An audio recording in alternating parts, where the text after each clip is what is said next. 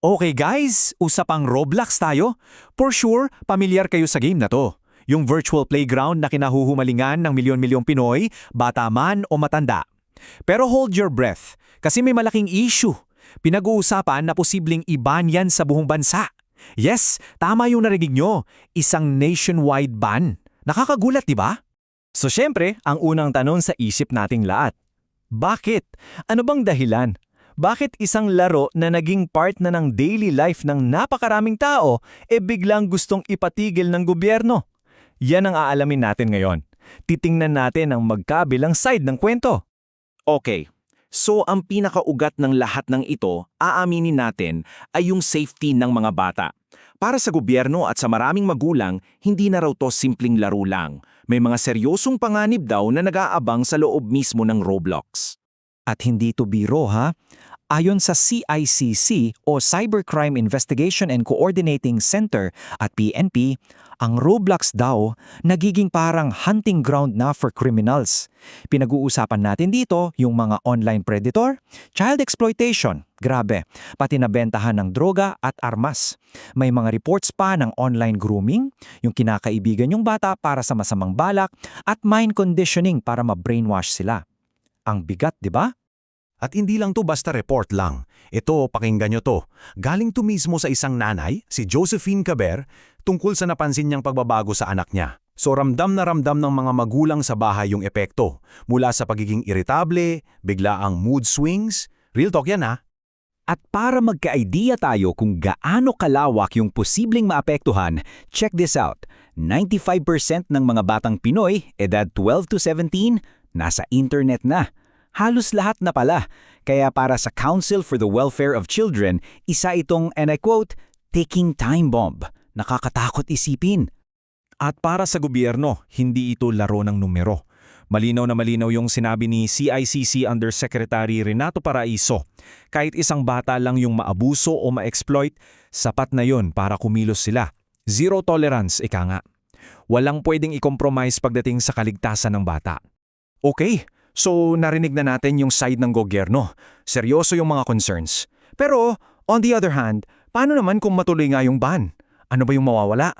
Kasi, di ba, hindi lang naman panganib ang dala ng Roblox. May isang buong community dyan, isang buong mundo ng players at creators. Gaano kalaki? Well, araw-araw, may 6 na milyong Pilipino na online sa Roblox. 6 na milyon! Hindi na to basta laro lang eh. Para sa marami, social space na to. Dito sila nakikipagkaibigan, nakikipag-hangout. At hindi lang yan, pag-usapan natin ng pera. Tinataya ang kumikita ang Roblox ng, get this, 8.5 billion pesos kada buwan. Mula lang yan sa Pilipinas ayon sa datos ng DICT. Isipin nyo yung impact niyan sa digital economy natin kung biglang mawala. At ito yung kwento sa likod ng mga numero. Para sa maraming Pinoy developers, yung Roblox yung naging training ground nila. Dito sila natutong mag-program, mag-script at higit sa lahat, kumita ng pera. Ito yung naging simula ng karir nila sa tech. May isang user sa Reddit na nag-comment at ang ganda ng analogy niya. Sabi niya yung Roblox daw parang kutsilyo. Pwedeng gamitin sa masama tulad ng pagpatanlang o sa mabuti tulad ng pagluto. Ang platform ay isang tool lang daw. Ang tanong, yung tool ba ang dapat ipagbawal o yung paggamit ng tool ang dapat i-regulate? Good point, diba? So dito na tayo ngayon, sa gitna ng lahat. Isang standoff, kumbaga, sa pagitan ng gobyerno ng Pilipinas at ng Roblox. May mga demands, may depensa, may deadline. High-stakes negotiation ang nangyayari behind the scenes. So ano ba yung mga hiling ng gobyerno? Ito yung 3 non-negotiable daw nila. Una, gusto nilang magtayo ng physical office ang Roblox dito sa Pinas para mas madali silang managot. Pangalawa, i-connect ang age verification sa national ID system para sure na tama ang edad ng gumagamit. At pangatlo, kailangan nilang makakuha ng data para mahabol yung mga kriminal with due process of course. Dito talaga sila nagkakaiba ng pananaw eh. Sabi ng gobyerno, kulang yung safety features nyo. Kailangan safety by design. Kumbaga, dapat by default safe na. Ang sagot naman ng Roblox, hey, meron kaming advanced safeguards tulad ng chat filters at artificial intelligence para ma-detect yung mga masasamang gawain. At guys, mabilis ang mga pangyayari. The clock is ticking. Nagbigay ng ultimatum ang gobyerno noong March. Nagkaroon ng mga importanteng meeting nitong April 7 to 9 at ang final deadline para sa desisyon, April 10. Napaka-critical ng mga araw na to para sa future ng Roblox sa Pilipinas. So ayon, dito tayo nauuwi sa tanong, ban o balanse? Paano ba natin poprotektahan yung mga bata nang hindi naman natin sinasakripisyo yung community, yung kabuhayan ng mga creator at yung karapatan ng mga responsableng manlalaro? Yan ang malaking hamon. Kung titingnan natin, ito talaga yung core conflict. Sa isang banda, child safety, yan ang absolute priority non-negotiable.